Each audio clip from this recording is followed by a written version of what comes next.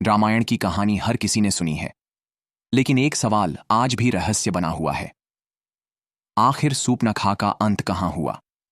क्या सूर्पनखा ने रावण के वध के बाद खुद को छिपा लिया था, या उसने राक्षस वंश को बचाने के लिए कुछ ऐसा किया जिसके बारे में कोई नहीं जानता? क्या मक्का मदीना का कोई संबंध सूर्पनखा से हो सकता है? आप देख रहे हैं कैलेंडर मिस्ट्री, और आज हम खोलेंगे इस रहस्य का पर्दा। तो जुड़े रहिए इस वीडियो के अंत तक। लेकिन इससे पहले, अगर आपने हमारे चैनल को सब्सक्राइब नहीं किया है तो तुरंत कर लीजिए और बेल आइकन दबाना मत भूलिए, ताकि ऐसी अनोखी जानकारियां आप तक सबसे पहले पहुंचे।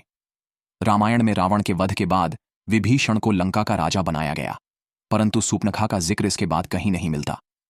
उसकी नाक काटने के बाद वह आखिर कहां गई? रामायण की कथा के अनुसार सूर्पनखा राम से प्रेम करती थी। वह श्रीराम के पास जाकर विवाह का प्रस्ताव रखती है, लेकिन श्रीराम ने यह कहते हुए मना कर दिया कि वे पहले से ही माता सीता के पति हैं। इसके बाद सूर्पनखा लक्ष्मण के पास जाती है। लक्ष्मण भी उसे अस्वीकार कर देते हैं। यह अस्वीकार सूर्पनखा को गुस्से और अपमान से भर देता है। वह माता सीता पर हमला करने की कोशिश करती है, तभी लक्ष्मण उसकी नाक काट देते हैं। अपमानित और क्रोधित सूर्पनखा तुरंत रावण के पास जाती है और घटना की पूरी जानकारी देती है। यहीं से सीता हरण की शुरुआत होती है। लेकिन सवाल यह है, नाक कटने के बाद सूर्पनखा कहां गई? कुछ दंत कथाओं और लोक कहानियों में यह कहा गया है कि सूर्पनखा ने राक्षस वंश को बचाने के लिए खुद को छुपा लिया। कई लोग मानते हैं कि वह राक्षसों के गुरु शुक्राचार्य के पास गई थी। शुक्राचार्य, जो राक्षसों के संरक्षण और मार्गदर्शन के लिए जाने जाते थे, उन्होंने सूर्पनखा को अपने आश्रम में शरण दी। यह भी कहा जाता है कि राक्षस वंश को पूरी तरह खत्म होने से बचाने के लिए शुक्राचार्य ने भगवान शिव की तपस्या की। भगवान शिव ने उनकी तपस्या से प्रसन्न होकर उन्हें एक विशेष शिवलिंग प्रदान किया।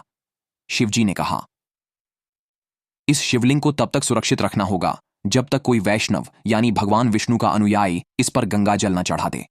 यदि ऐसा हुआ तो राक्षस वंश का सर्वनाश हो जाएगा। शुक्राचार्य ने इस शिवलिंग को एक सुरक्षित स्थान पर छुपा दिया। इस जगह को आज मक्का मदीना के नाम से जाना जाता है। यह शिवलिंग मक्केश्वर महादेव के रूप में प्रसिद्ध है। कुछ कहानियों के अनुसार सूर्पनखा ने राक्षस वंश को बचाने के लिए रेगिस्तान में जाकर रहना शुरू कर दिया। उसने अपनी पहचान छुपाने के लिए बुर्का पहनने जैसी परंपरा शुरू की, ताकि कोई उसका चेहरा न देख सके। सूर्पनखा ने वहां कई बच्चों को जन्म दिया। उसके वंशज आज भी जीवित हैं, जो खुद को सूर्पनखा के वंश से जोड़ते हैं। यह भी माना जाता है कि शुक्रवार का विशेष महत्व सूर्पनखा और शुक्राचार्य की वजह से दिया गया। ऐसा कहा जाता है कि अब्राहमिक धर्मों की शुरुआत में भी कहीं न कहीं सूर्पनखा के वंश का योगदान था। मक्का मदीना का मक्केश्वर महादेव शिवलिंग आज भी रहस्य बना हुआ है। हिंदुओं का वहां जाना वर्जित है। क्या यह वही शिवलिंग है जिसे शुक्राचार्य ने स्थापित किया था? क्या सूर्पनखा ने राक्षस वंश को बचाने के लिए अपनी पहचान और परंपराएं बनाई थीं? आपका इस विषय पर क्या मानना है? कमेंट बॉक्स में जरूर बताएं। अगर आपको यह वीडियो पसंद आया हो तो इसे लाइक करें, चैनल को सब्सक्राइब करें और इसे ज्यादा से ज्यादा शेयर करें। मिलते हैं अगली वीडियो में एक और अनोखी कहानी के साथ। तब तक के लिए देखते रहिए कैलेंडर मिस्ट्री।